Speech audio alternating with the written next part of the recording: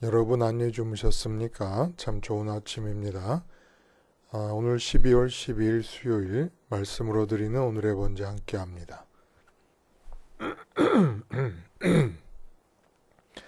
예레미야서 23장 말씀 40절까지 기록되어 있습니다. 우리는 16절부터 22절까지만 같이 읽습니다. 시작.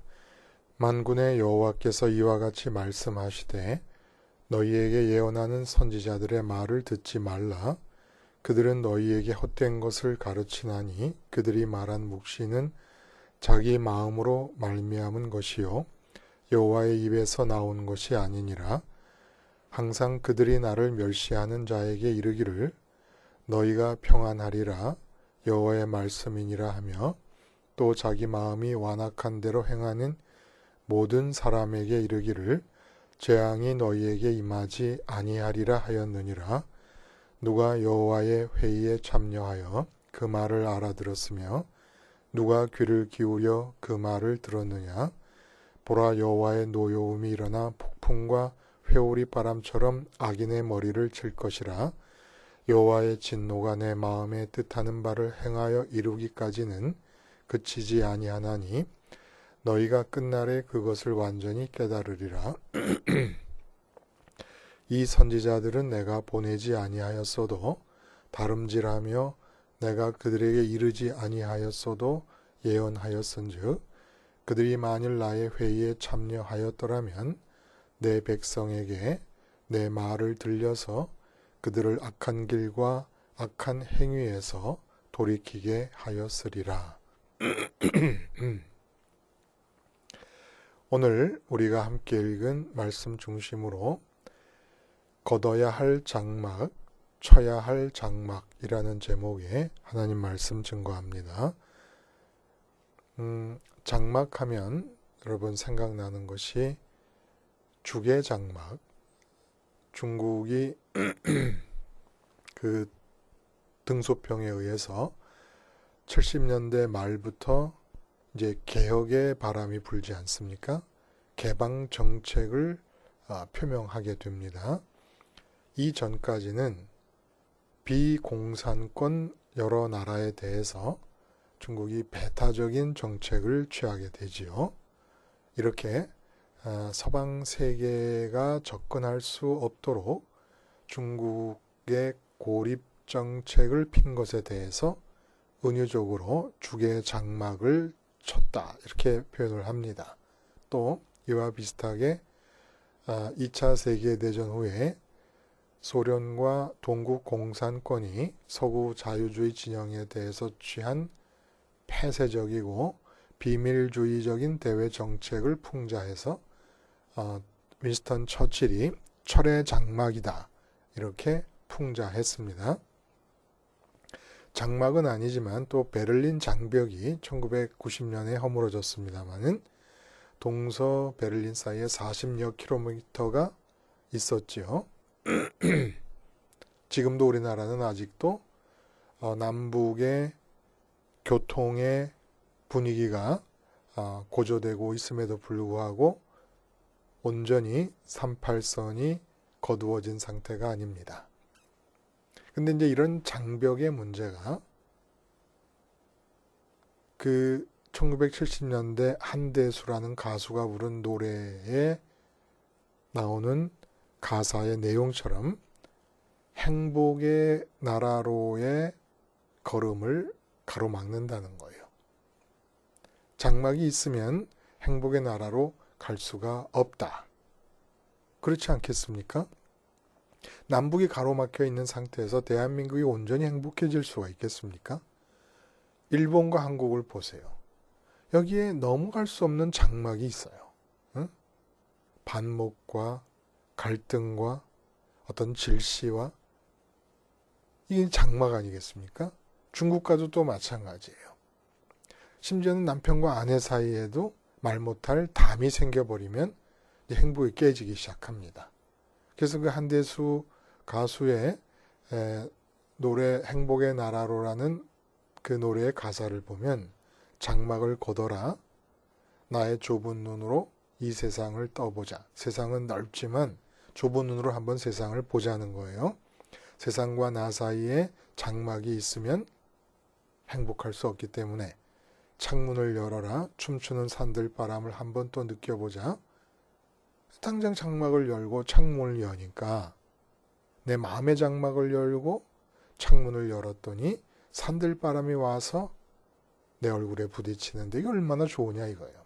또 가벼운 풀밭 위로 걷는 것만 해도 그리고 봄과 새들의 소리 듣고 싶소. 울고 웃고 싶소. 세상에 울 일이 있으면 같이 울고 세상에 웃을 일이 생기면 같이 웃으면서 장막을 없애고 공감의 상태를 유지하니까 나는 행복의 나라로 갈 수 있을 것 아니겠느냐. 이런 노래예요. 근데 진정한 행복은 장막을 거두는 것으로만 주어질 수가 없습니다. 진정한 행복은 장막을 올바로 칠 때 또 주어지기도 합니다. 그래서 걷어야 될 장막이 있고 쳐야 될 장막이 있다는 거예요. 오늘 본문에서 특별히 쳐야 될 장막, 걷어야 될 장막에 관한 얘기가 나옵니다. 이렇게 장막이 있게 되면 행복을 가로막는 장막, 걷어야 될 장막의 특징은 삶의 모든 것을 다 거짓이 되게 만들어 버립니다. 거짓이 양산되고 있고 거짓에 파묻혀 있는 동안은 이거 뭐 사는 것처럼 사는구나라는 느낌이 날 그런 행복감이라는 게 존재할 수가 없다는 거예요. 산다는 게 참 감사하고 좋아. 이런 마음이 들 수가 없다는 거예요. 거짓이 있는 한은. 근데 이 거짓을 만들어내고 나의 삶 전체를 거짓으로 파묻혀버리게 하는 그런 장막이 있다는 겁니다. 죽의 장막, 철의 장막 얘기하듯이 그 장막 안에 있는 한은 거짓에 파묻혀서 정말 사는 것처럼 사는구나. 이렇게 살면 사람답게 사는 것이지 내가 지금 죽어도 여한이 없겠다. 이런 마음이 드는 행복한 삶이 불가능하다는 얘기입니다. 그 장막을 거둬야 돼요. 오늘 본문의 얘기가 바로 이 거짓의 장막에 대한 얘기를 지금 하고 있습니다. 1절부터 8절까지는 사실상 앞에 부분의 연속입니다. 1절부터 8절은 메시아 예언이 나와요. 이사야서와는 다르게 예레미야서는 이렇게 직접적으로 메시아를 예언하는 부분이 많지는 않습니다만은, 그러니까 2장부터 25장까지 12편의 설교가 진행되고 있다 그러지 않았습니까? 예언의 내용이 설교 형식으로 되어지고 있는데 제 9번째 설교가 오늘 본장의 1절부터 8절까지 부분으로 끝이 납니다. 그리고 9절부터 40절까지는 제 10편 10번째 설교의 내용인데 이 10번째 설교의 내용이 전부 거짓 선지자에 관한 것입니다. 그리고 거짓 선지자에 관한 것이고 거짓된 백성들이 하나님의 말씀을 어떻게 받아들이느냐라는 것에 대해서 얘기하고 있어요. 근데 거짓된 선지자의 얘기가 주로 이르다가 마지막 단락에서 거짓된 선민들이 하나님의 말씀을 받아들일 때 어떻게 받아들이느냐? 굉장히 부담스럽게 받아들인다는 거예요. 엄중하다라는 말이 계속 반복되거든요. 마지막 단락을 보시면 이 엄중하다는 게 굉장히 무겁게 느껴진다. 부담스럽게 느껴진다. 이런 뜻입니다. 그러니까 마음이 거짓되면 하나님의 말씀이 굉장히 무겁게 느껴지고 마음이 거짓되지 않으면 하나님의 말씀이 하나도 부담스럽지가 않아요. 그냥 달기만 한 겁니다. 그래서 이 거짓에 관한 얘기를 오늘 좀 해야 되겠다는 얘기예요. 오늘 본문에 보면은 거짓 선지자에 관한 얘기 중에서 우리가 읽은 부분이 참 내용이 재밌습니다. 너희에게 예언하는 선지자들의 말을 듣지 말라. 그들은 너희에게 헛된 것을 가르치나니 그들이 말한 묵시는 자기 마음으로 말한 것이요 여호와의 입에서 나온 것이 아니니라. 그래서 어떤 내용을 얘기하느냐 하면 자기 마음대로 말하는 거예요. 여호와 입에서 나온 것을 듣고 하는 게 아니에요. 그러면 그 거짓 선지자들의 그 예언의 내용이나 설교의 내용은 어떻게 되냐면 항상 나를 멸시하는 자에게 이르기를 하나님을 멸시하는 자에게 평안하리라고 얘기한다는 겁니다. 여호와의 말씀이라고 얘기한다는 겁니다.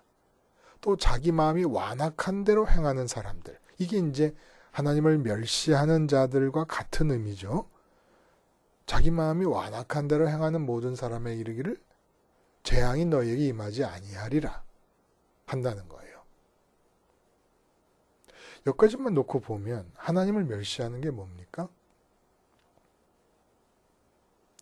이게 거짓 장막에 가려져 있다는 거예요. 예를 한번 들어 이렇게 얘기합니다. 사업을 하는 장로님이 사업이 하도 안 돼서 목사님께 와서 고민을 털어놓고 기도를 부탁합니다.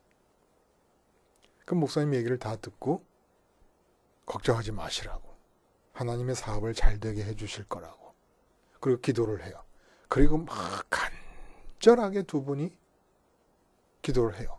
어떨 때는 막 기도를 듣는 사람이 너무 간절하게 목사님이 기도를 해주시니까 그냥 막 눈물이 나올 정도로 감격할 때도 있습니다. 그래서 눈물까지 흘리면서 기도를 잘 받고 이제 사업이 잘 되겠구나라는 희망을 갖고 나갔어요. 이게 바로 거짓 선지자의 예언이고 설교고 거짓 선지자의 상담이며 그리고 하나님을 멸시하는 자에게 평안할 것이다 라고 말하는 거짓 설교라는 겁니다.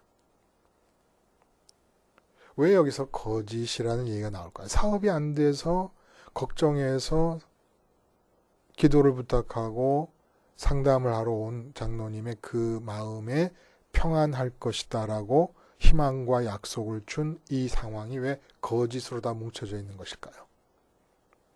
우선 사업하는 장로님의 문제를 보면 하나님을 멸시하고 있는 겁니다. 사람이 하나님이 지금 여기서 살아 계시지 않습니까? 근데 그 하나님이 살아 계심을 마음이 체감한다 그러면 나타나는 증상은 삶의 현장 쪽으로 마음이 가지 못하고 생각이 가지 못하고 판단이 가지 못하고 계획이 가지 못합니다. 그냥 하나님에게서 딱 멈춰버릴 수밖에 없습니다. 하나님이 지금 내 옆에 살아 계신다는 것을 믿고 느끼고 있다면 그러면 절대로 내 마음은 내 삶의 현장으로 빠져나갈 수가 없습니다. 왜냐하면 삶의 현장에 대해서는 참새 2마리가 한 아사리온에 팔리기 위해서 땅에 떨어져 죽는 것도 하나님께서 관장하시고 계시기 때문에 내 삶의 현장에서 하나님의 판단이 미치지 않는 영역이 없고 하나님의 생각이 다 닿지 않는 곳이 없고 하나님의 계획이 없는 부분이 없기 때문에 내 판단과 내 생각과 내 계획은 살아계신 하나님을 만나게 되고 나면은 하나님을 넘어서 삶의 현장으로 갈 수가 없습니다.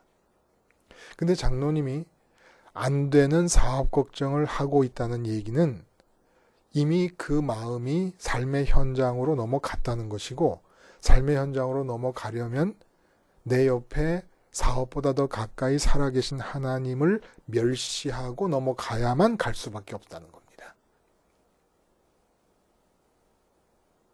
제가 어렸을 때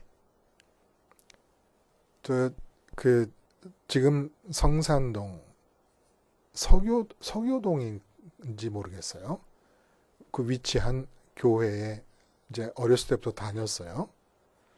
유아 세례도 거기서 받고. 근데 이제 제가 중고등학생이 됐을 때 교회에 분쟁이 일어났습니다. 저희 어머니는 여자분이셨지만 집사님에 불과했지만 소위 말하면 왕초 집사님이셨어요. 근데 목사님 편입니다. 그리고 장로님들은 목사님 반대편에 서서 싸우는 거예요. 근데 어머니가 뭐 여장부 같으세요. 여전도회 회장도 하시고 목사님을 적극적으로 지원하시니까 저희 아버지는 기독교 장로교 초동교회를 나가셨습니다. 동네가 아니라 거기 조향록 목사님이라고 그 기독교 장로교회 어른이 돌아가셨습니다마는 한신대를 창립하신 조향록 목사님과 친분이 계셔서 교편 생활을 잡고 있는 동안에 친분을 갖고 계셨기 때문에 그 종로 2가에 있는 초동교회를 나가셨어요. 어머니는 이 교회를 나가시고 동네에 있는 장로교 통합 측의 교회를 나가시고. 그러니까 목사님께서 교회 나오지도 않는 저희 아버지가 하시는 사업 카렌다를 제작하셨거든요. 그 카렌다 제작이 요즘 말로 하면 그때는 없는 단어였습니다만 대박이 터지도록 새벽마다 기도를 하시는 거예요. 그래서 저희 어머니가 이 교회에 뭐 돈만 있었으면 엄청나게 헌금도 하실 분이었습니다. 마음이 준비가 되어 있었으니까. 그래서 새벽마다 기도를 하고 제가 새벽 기도에 갔다 그 소리를 들은 거예요. 저희 어머니 이름을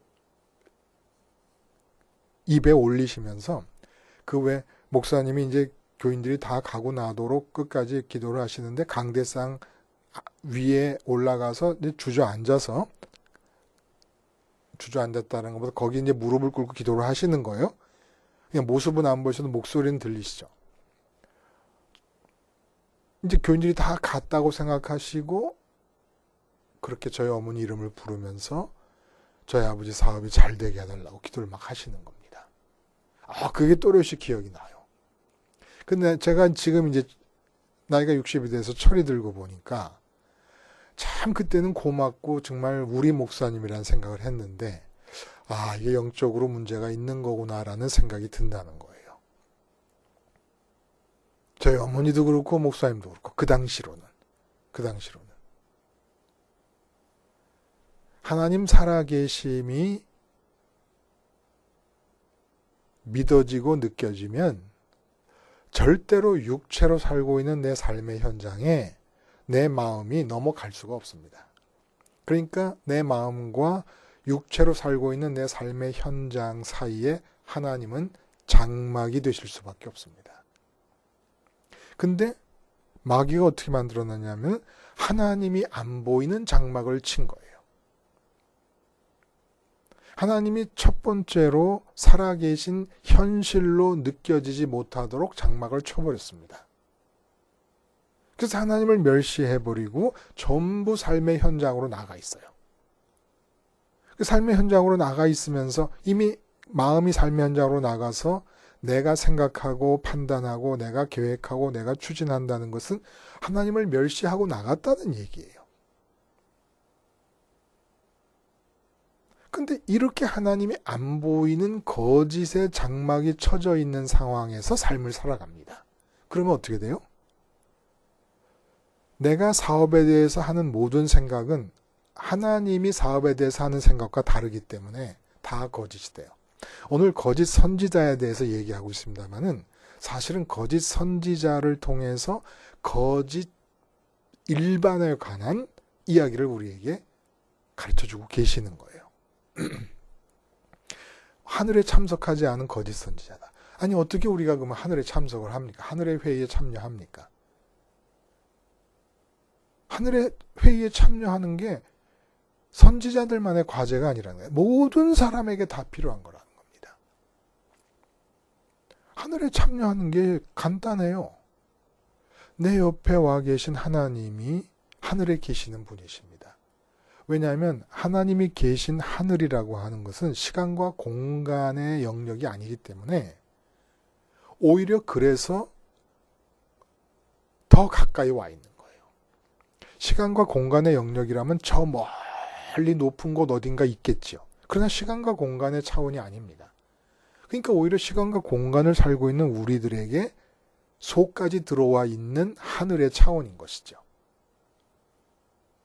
근데 그 하늘에 참여한다는 것은 어디 저기 높은 무슨 우주선을 타고 어디로 날아가야 되는 게 아니라 바로 하나님을 제일 먼저 마음이 느끼고 체감하면 하늘에 참여하는 게 되는 겁니다.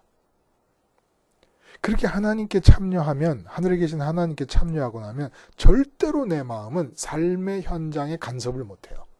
왜냐하면 하나님이 내 삶에 단 한 부분, 큰 부분이든 작은 부분이든 단 한 부분도 예외 없이 다 당신이 판단하시고 생각하시고 계획하시고 이끌어 가시기 때문에. 근데 마귀가 하나님을 딱 가려버리는 장막을 쳐버렸습니다. 그러니까 하나님을 멸시하고 넘어가 버린 거예요. 그래서 내가 삶의 현장에 대해서, 삶의 문제에 대해서 고민하고 걱정하고 있다는 것은 하나님을 멸시하고 같다는 얘기예요. 그리고 교회 가서 설교를 듣는데 목사님이 설교 중에 재정 문제 걱정, 건강 문제 걱정, 자녀 문제 걱정, 직장 문제 걱정, 모든 문제를 충성하면 하나님이 해결해 주실 거라는 식으로 설교를 합니다. 이게 거짓의 현장이라는 거예요. 거짓의. 교인도 거짓 교인이라야 거짓 선지자의 말을 받아들입니다. 괜히 거짓 선지자만 욕할 필요 하나도 없는 거지요. 이미 하나님을 멸시하고 지나가버린 자들이에요. 마음의 완악한 대로라고 하는 것이 뭐예요? 계속 자기가 삶의 문제에 대해서 생각하고 판단하고 걱정하는 것 자체가 완악한 겁니다. 이게 왜 완악한 거예요?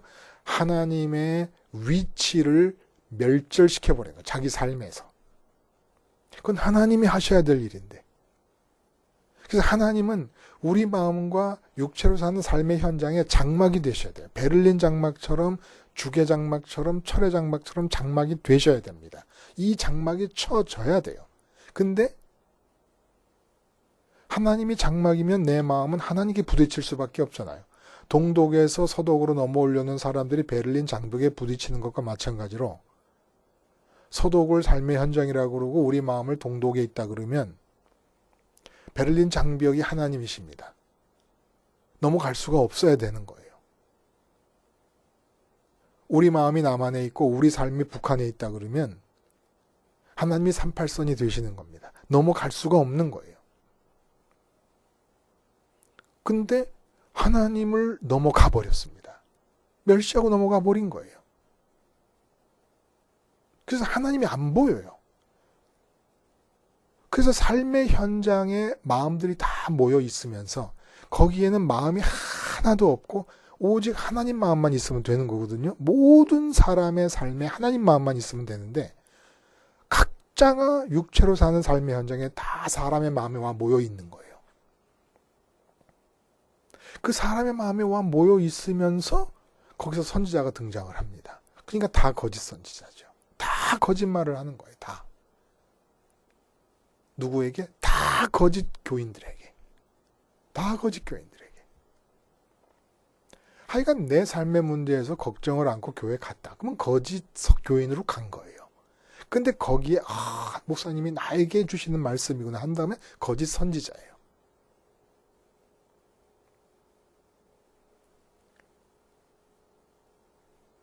장막은 걷어야 될 장막이 있고 반드시 쳐야 될 장막이 있습니다. 그래서 하나님이 안 보이게 하는 장막은 걷어야 되고 하나님이 내 마음과 육체로 사는 삶의 현장에 장막이 되셔야 됩니다. 이게 안 되면 어떻게 되느냐? 엄마가 자식에게 하는 모든 말이 다 거짓말이에요. 남편이 아내에게 하는 모든 말이 다 거짓말이에요. 그럼 하나님이 이렇게 얘기하시는 거예요. 네가 하늘의 회의에 참여했냐? 내가 너한테 아내에게 가서 말하라고 했냐? 내가 너한테 남편에게 가서 말하라고 했냐? 내가 너한테 사업장에 가서 이런 생각으로 일하라고 했냐? 다 거짓말인 거예요. 거짓 선지자의 문제를 통해서 거짓 일반에 대한 얘기를 지금 해주고 있는 겁니다. 그럼 우리 이런 질문을 할 수 있어요.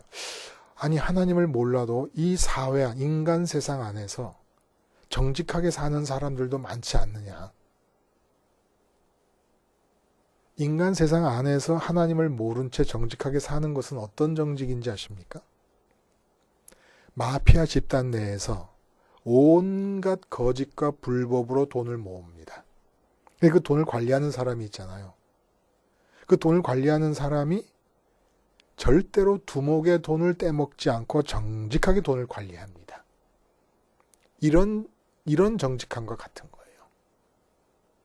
일단 그들이 모은 돈은 다 거짓이에요. 거짓을 통해서 모아요. 거짓 사회 안에서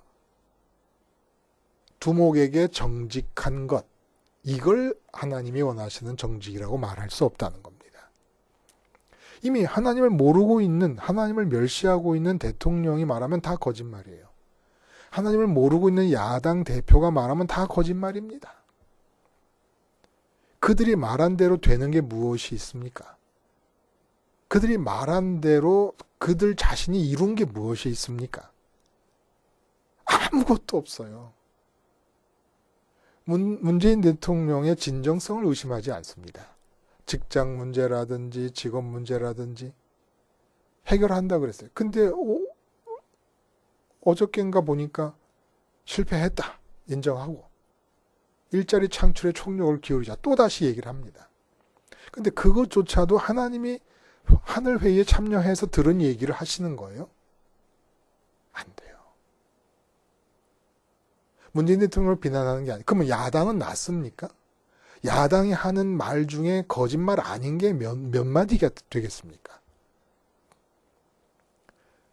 어차피 하나님을 멸시하고 삶의 현장에 대해서 내가 생각하고 내가 판단하고 계획하기 시작했으면 너나 할 것 없이 목사님이고 총회장님이고 무슨 신부님이고 교황님이고 대통령이 할 것이 다 거짓말인 거예요. 그래서 이 세상에 행복이 없는 겁니다. 교황청에 가면 행복이 있습니까? 10,000명 이상 되는 메모드 처치를 담당하는 목사님 가정에 가면 행복이 있습니까? 천만에요. 장담할 수 있어요. 그것이 행복을 보장해 주지 못합니다. 재벌 회장님 댁에 가면 행복이 거기 있습니까? 아니요. 숨겨야 될 것이 엄청나요. 그거 숨기느라고 인류대학에 나온 인류 변호사들 써가지고 어마어마한 천문학적 숫자로 월급을 줘가면서 그거 거짓말 가리라는 거 아닙니까? 그러고들 살고 있어요. 그러고들 살고 있어요, 우리가. 저도 그렇게 살았고. 거짓의 문제는 보편적이고 구조의 문제입니다. 구조. 저 학생 때 데모할 때 신앙적으로 보아서 대정부, 군부 독재에 데모를 해서 구조를 타파해야 되느냐, 아니면 구원은 개인의 영혼 구원이기 때문에 데모하지 말고 개인적 영혼 구원에 치중해야 되느냐, 뭐 이런 거하고 맨날 싸웠어요. 근데 거짓은 구조의 문제예요. 왜냐하면 장막이 쳐져 있기 때문에. 그러나 이 장막은 개인적으로 얼마든지 타파해 나갈 수가 있습니다. 구조의 문제지만 개인적으로 타파할 수 있습니다. 어떻게 해야 됩니까? 하나님을 멸시했기 때문에 삶에 대해서 걱정하는 거예요. 계획하고 있는 것이고 판단하고 있는 것이고. 그럼 하나님 멸시를 하지 않으려면 어떻게 돼요? 결국 세상을 멸시할 수밖에 없어요. 세상을 멸시하는 것의 극단점이 뭐예요? 마지막 종착점이 죽는 겁니다. 십자가에서 죽어야 돼요. 결국 십자가를 붙잡지 않으면, 그래서 십자가를 붙잡되 십자가가 장막이 되도록 지속해서 붙잡는 겁니다. 지속해서 붙잡으면 어떻게 됩니까? 내 마음이 세상의 삶의 현장에 빠져 있다가 하나님께로 옮겨옵니다. 하나님께로 마음이 옮겨올 수밖에 없어요. 그래서 그 십자가 장막 안쪽에서 내 마음의 기쁨의 문제, 행복의 문제를 다 해결해야 돼요. 마음이 이 삶의 현장에 나와서 기쁨과 행복과 만족과 보람과 이런 문제를 해결하려고 해서는 절대로 안 됩니다. 그건 통째로 거짓이기 때문에. 통째로 거짓이기 때문에. 아니, 하나님이 생각을 안 갖고 계신 부분과 문제와 과제와 일정과 사건이 없는데 그걸 자꾸 내가 생각을 하니까 다 거짓말이죠. 하나님 창조주, 주권자이신 그분의 생각만이 진짜 아닙니까? 그분의 판단만이 진짜고 그분의 계획만이 진짜인데 그분을 멸시하고 지나쳐서 세상에 들어와 갖고는 마음이 거기서 하는 내 생각은 다 거짓말이고 판단 다 거짓말일 수밖에 없죠. 이게 죽어야 돼요. 십자가로. 죽고 십자가 장막 안쪽에서 하나님께 머무르는 겁니다. 절대로 하나님을 지나쳐 갈 수가 없는 거예요. 그리고 내 기쁨의 문제는 하나님에게서 끝장을 내야 되는 겁니다. 만족의 문제, 보람의 문제, 평강의 문제, 행복의 문제가 하나님하고 나하고 둘 사이에서 십자가 장막이 가로막혀 있는 가운데 끝을 봐야 돼요. 그렇게 해서 행복과 평강과 기쁨이 끝장이 나면 그러면 십자가 장막 너머에 있는 육체의 삶의 현장에 대해서 내가 바랄 것이 없어지잖아요. 더 바랄 게 뭐가 있어요? 하나님 때문에 만족한 사람에게 세상에서 더 바랄 게 뭐가 있겠습니까? 그러면 이제부터 자식을 찾아가면 모든 말이 하늘에서 들은 얘기를 하게 되는 겁니다.